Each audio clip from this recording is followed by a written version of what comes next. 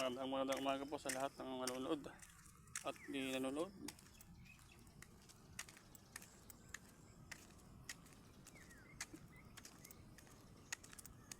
Shoutout po sa mga taga-Catholic student kay Olense, Kisi at sa iba pa mga dyan, member ng Drums and Lyre, mga magagaling mga tumugtog.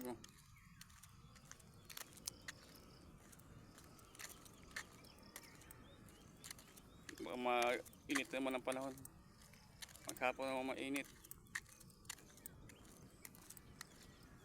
umulan ng konti, hindi man lang nabasa yung bukid.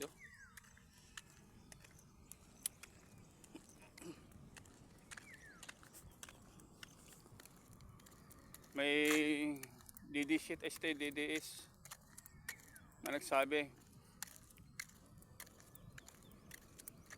bulag daw ako sa mga nangyayari sa natin ngayon bansa, lalong lalo na doon sa korupsyon daw. Ang sagot ko, yung korupsyon panahon ng idol nyo si Digonyo Duterte, blood control sinimulan pagkaupo pa lang niya. Naging project niya ang build niya. Ngayon nasira pa ngayon tulad doon sa Isabela. Pwede lang palang dumaan doon mga pato. Hindi kaya mga bibigat ng sakyan. Yung kasalanan pa ng driver.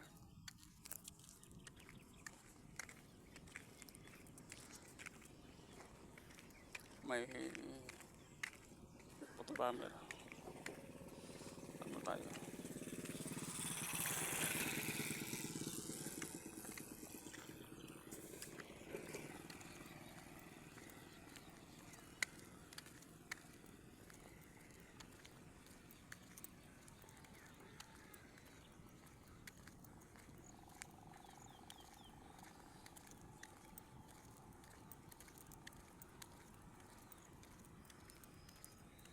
Yung reklamo kay President Bongbong Marcos.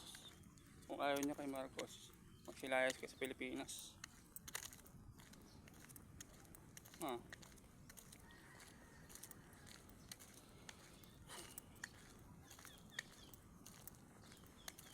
At sa mga DT-shit, huwag na kayo umasa na magkaroon ng people power. Hindi na mangyayari.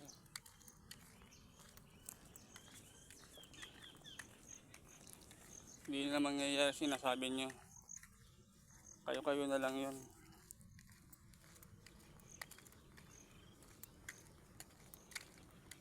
Dahil ang Pilipinas ay bansang pananampalataya.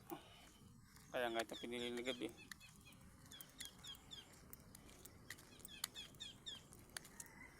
At yung inyong poon, walang Diyos yun. Walang Diyos sa mga Duterte.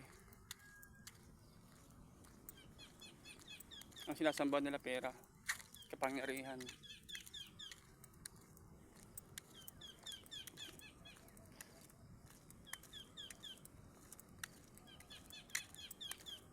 Yun lang po.